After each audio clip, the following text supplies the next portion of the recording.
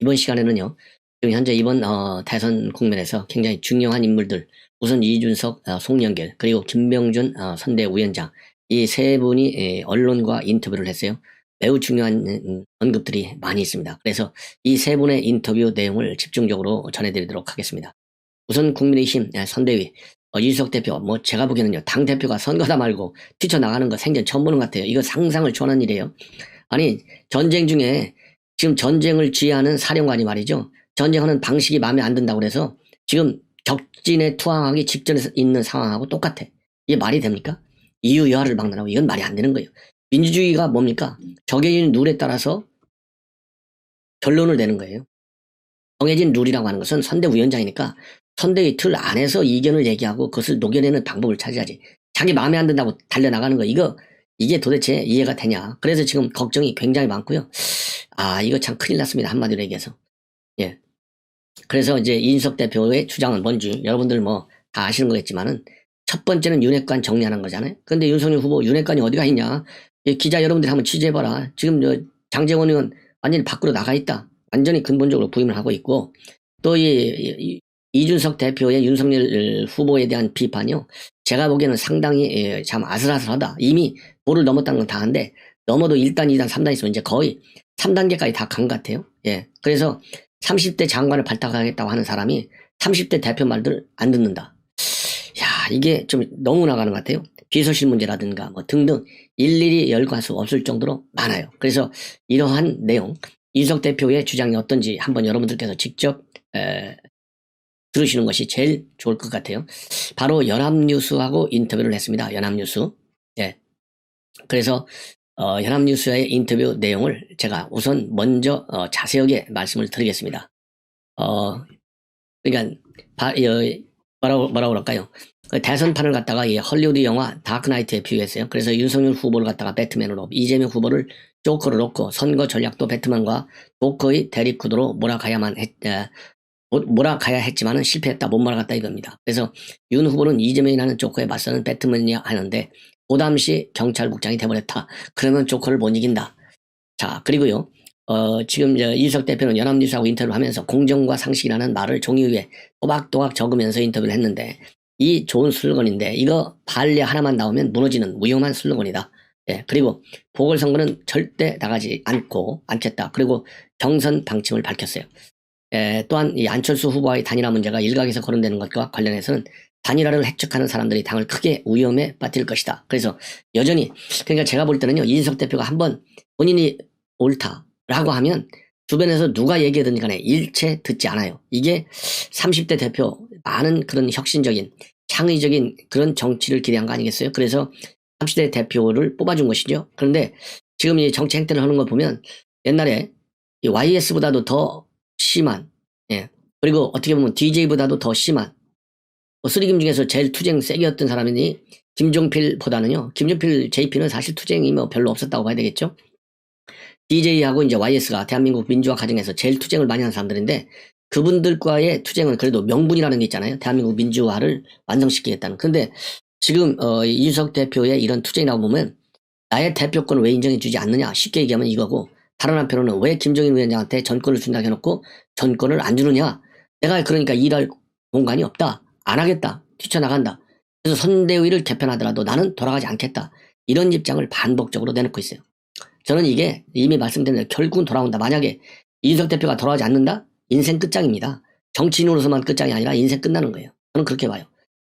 제가 이렇게 평가하는 이유는 그만큼 이준석 대표가 벼랑 끝의 위치로 본인을 몰고 가고 있기 때문에, 벼랑 끝이 뭐냐면 깊으면 깊을수록 올라오기가 힘들잖아요. 그래서 이 벼랑의 높이가 지금 이준석 대표가 너무 하늘 끝까지 올리고 있어. 그럼 저 땅바닥으로 하늘에서 떨어지면 살아나겠어요? 못 살아나지. 벼랑 끝도요, 적정 수위를 관리해야 되는데, 지금 이준석 대표는 그동안에는 윤핵관을 공격하다가 이제 지금은요, 직격탄을 윤석열한테 날리고 있어요. 제가 조금 전에 말씀을 드렸잖아요. 아니, 30대 장관 만든다는 사람이 30대 대표 말 안 들어? 이것만큼 더 직격탄이 어디가 있겠어요. 그래서요, 이제 이준석 대표가 어떤 인터뷰를 했는지 제가 그대로 여러분들께 전해드리겠습니다. 왜냐하면 이거 굉장히 중요해요. 예, 굉장히 중요해. 말 한마디 한마디가. 그리고 이 인터뷰 내용이 그렇게 길지 않아요. 짤막짤막합니다. 그래서 이거 한 5분 정도 걸려서 여러분께 그대로 소개해 드리려고 합니다.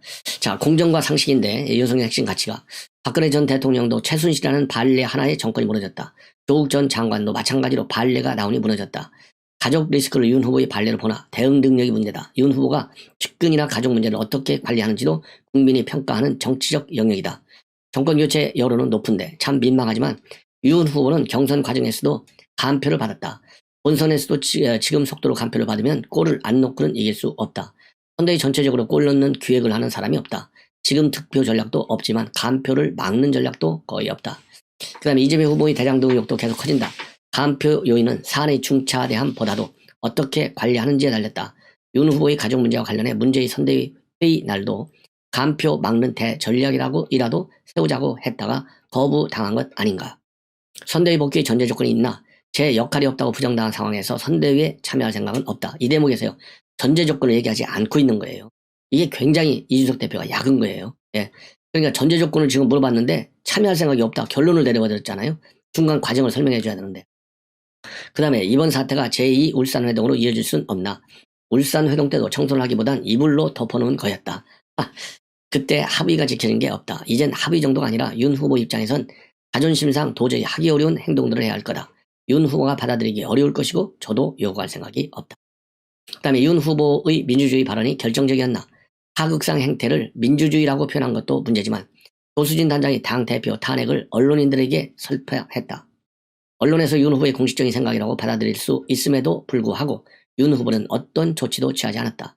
조수진 단장과 충돌은 1박 2일 동안 일어났다. 윤 후보 옆에 보릿자루만 있는 게 아니라면 보고했을 것이다. 보고를 받고도 그렇게 판단했다면 앞으로 윤 후보의 대응 능력을 의심받을 수밖에 없는 상황이다. 선대위 내 다른 문제는 없었나? 6개 총괄본부는 김종인 위원장이 강한 그립을 갖는 것을 방지하기 위해 설계를 한 것이다. 김종인 이름은 필요하되 일할 공간은 안 준 것 아닌가? 윤 후보의 선대위가 이기기 위한 방식을 취한 게 아니라 정계 개편 같은 다른 정치적 목적이 있는 기획인지 의심이 간다. 임태희 총괄 상한본부장에게 보고를 더하라는 건데 뒤집어보면 그동안 보고를 안 하고 있었던 것도 웃기는 거다. 자, 여기에서 또 한 가지만 더 한다면 그럼 이 6개 총괄 본부 때문에 그립을 못 잡는다? 만약에 그렇게 극단적으로 얘기한다면 그러면 김종인 선대위원장이 조직 장악력이 없는 거라고 볼 수밖에 없잖아요. 아니 어느 조직이 됐든 3개든 5개든 6개든 10개든 총괄 본부가 됐든 이름이 어떻게 됐든 조직 편제가 있는 거 아니에요. 6개 절대 많지 않아요. 예를 들어서 이재명 선대위는 거의 20여 개를 갔다가 20여 개 가까이 갔다가 그거를 6개로 줄였어요. 자, 그러면은 제가 지금 현재 총괄본부 여러분들 다 아시잖아요. 6개든 4개든 그게 큰 차이가 있겠느냐.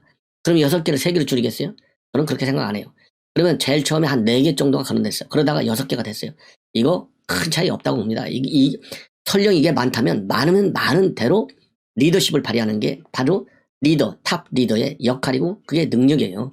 6개 만들었다고 해서 김종인 위원장의 일할 공간을 안 줬다? 이렇게 보는 것 자체도 지나치게 김종인 위원장 쪽으로 말하자면 무게를 실어주려고 하는 의도적 발언이 아닌가 이런 생각이 듭니다.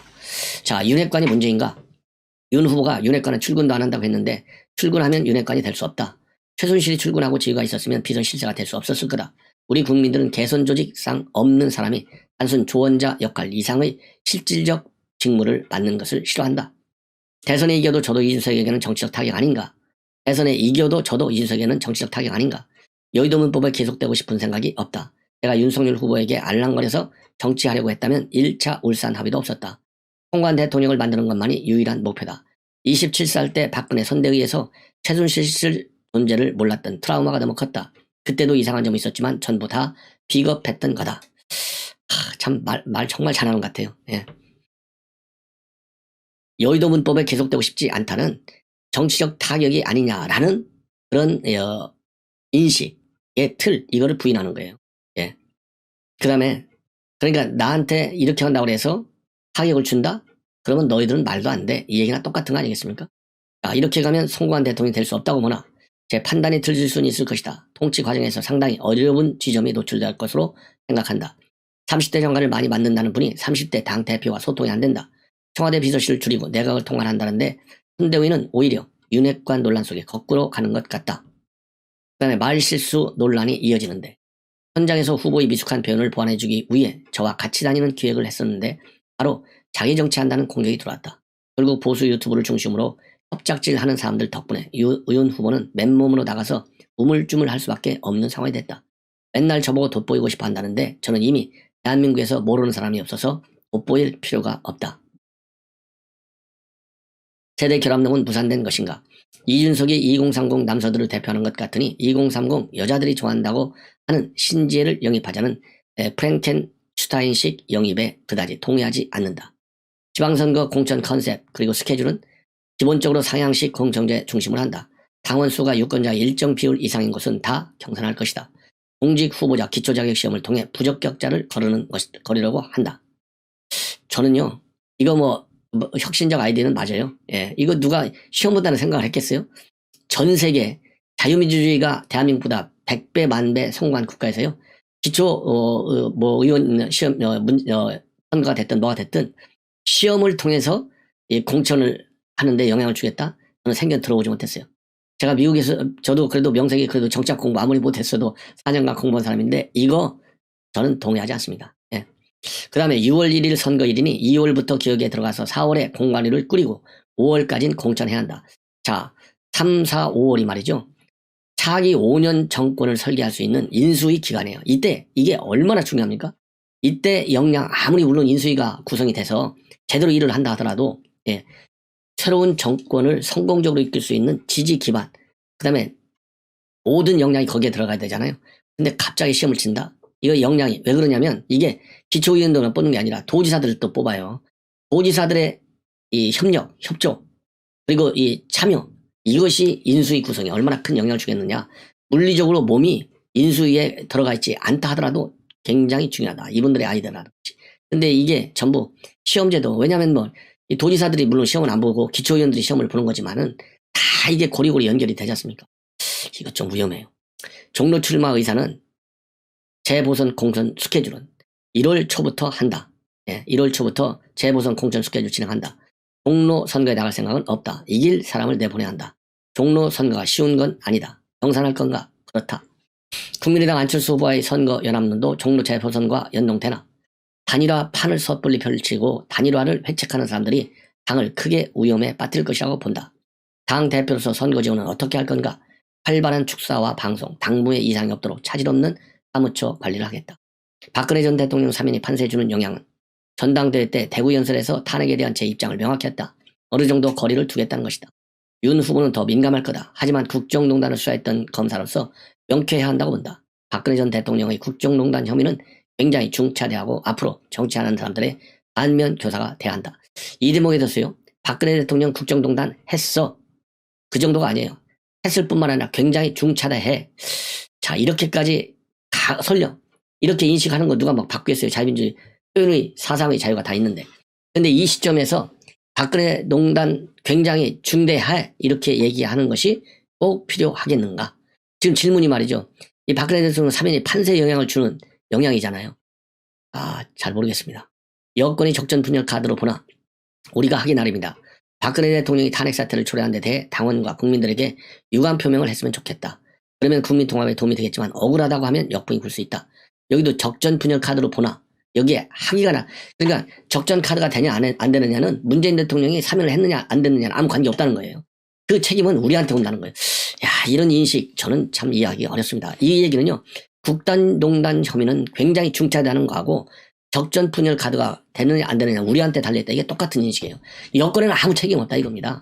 여권은 당연히 국정농단 했으니까 감옥에 가둔 것 당연하다 이 얘기 아니겠어요? 그리고 여권에서는 적전분열 카드로 쓰지 않았다는 얘기나 똑같아. 저도 이렇게 쭉 지금 방송을 하면서 분석을 해보니까 상당히 편향된 해석이 아닌가 하는 우려를 떨쳐버리지 않을 수 없다.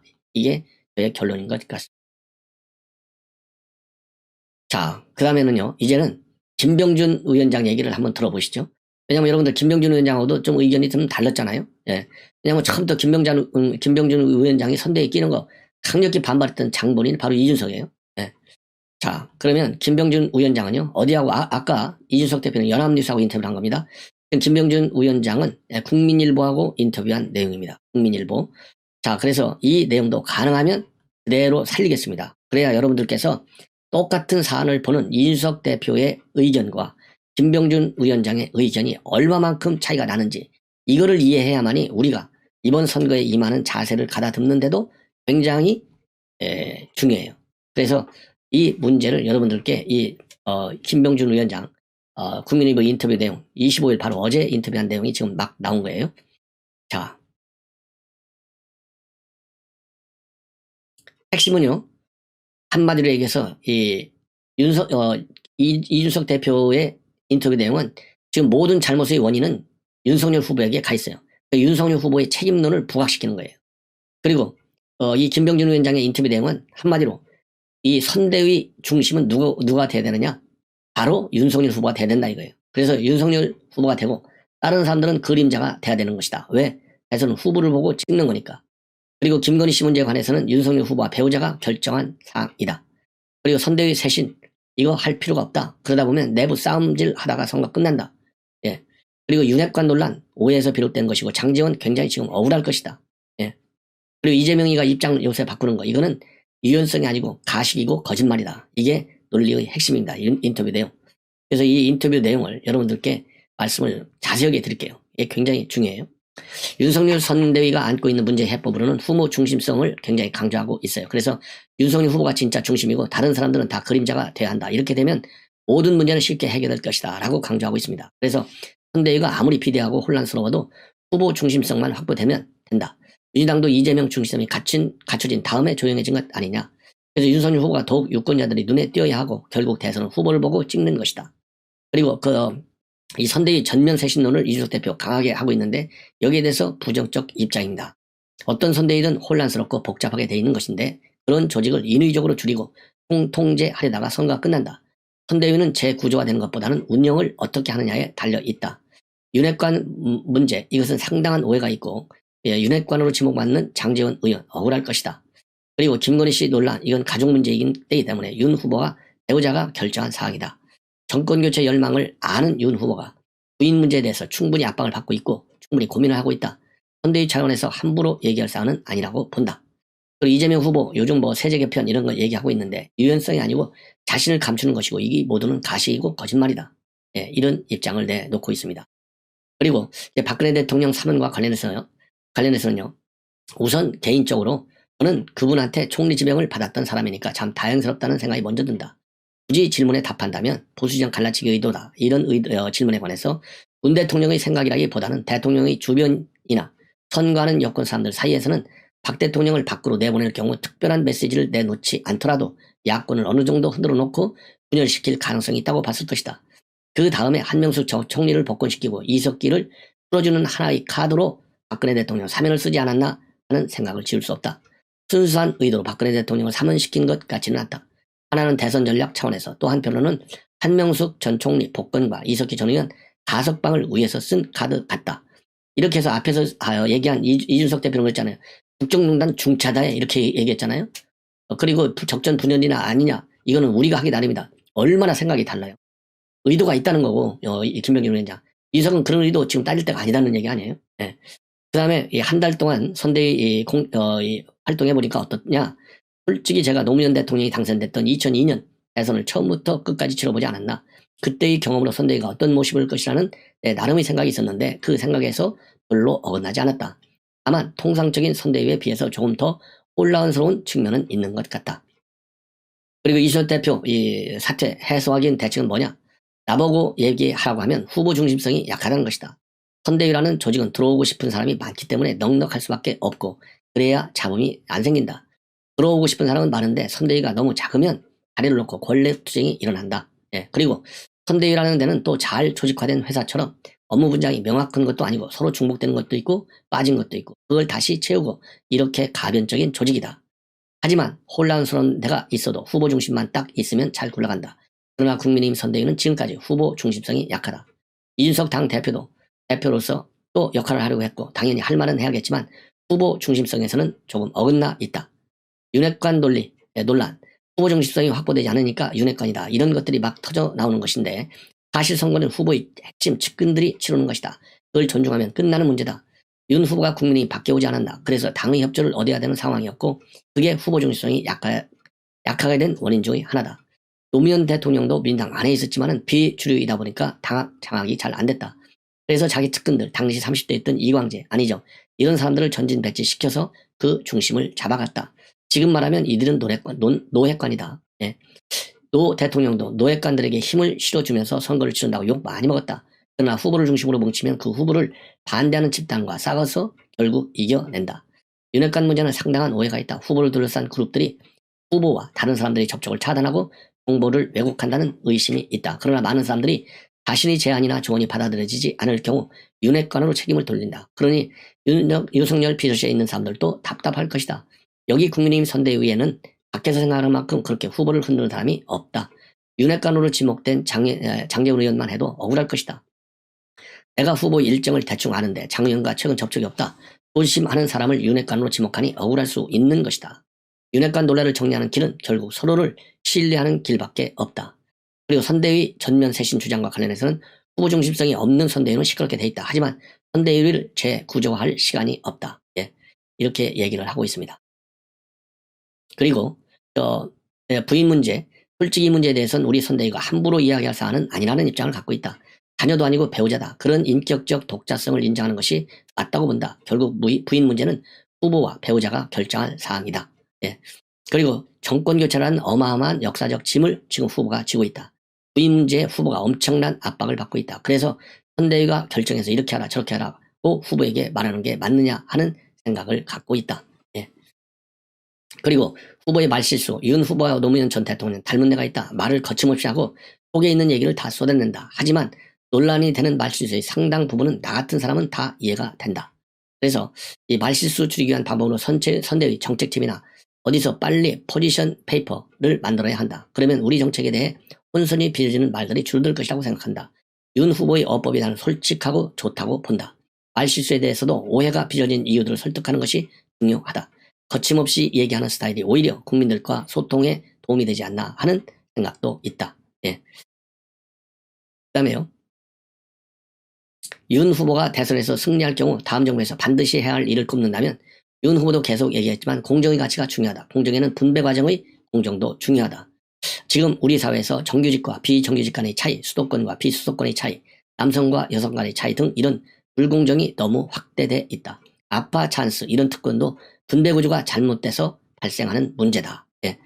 그리고요, 이런 차이를 국가 재정으로, 국가 돈으로 해결했다는 말이 안 된다. 공정이나 분배의 가치는 문재인 정부나 진보 세대들이 독점했던 이슈였는데 집권하고 나니까 이 사람들이 더하다. 공정과 배분 관련해서 성장의 가치를 놓치면 안 된다. 성장이 안 되는 곳에서는 힘없는 약자들이 피해를 본다. 성장을 통해 일자리를 많이 만들고 그 일자리를 통해서 누구나 자기 잠재력을 발휘하는 세상이 와야 한다. 윤 후보와 자주 얘기를 하는데 우리는 대선에서 어떻게 하면 이길까 보다 우리나라가 이런 나라가 돼야 한다는 얘기를 더 많이 한다. 자, 이 김병준 위원장의 인터뷰 내용도 우리가 공부할 게 많이 있는 것 같아요. 자, 그래서 여러분들께서 이 두 분, 한 분은 대표, 한 분은 상임선대위 위원장, 선거를 책임지고 있는 가장 영향력 있는 두 분의 극히 대립적 입장을 여러분께 한번 의미하실 필요가 있다, 해석하실 필요가 있지 않나 하는 생각. 이것으로 첫 방송을 마무리하고요. 바로 이어서 홍영길 대표를 비롯한 또 이재우 의원도 또 인터뷰를 했어요. 중요한 인터뷰들이 오늘 많이 나옵니다. 여러분들께 소개해드리도록 하겠습니다. 대단히 고맙습니다.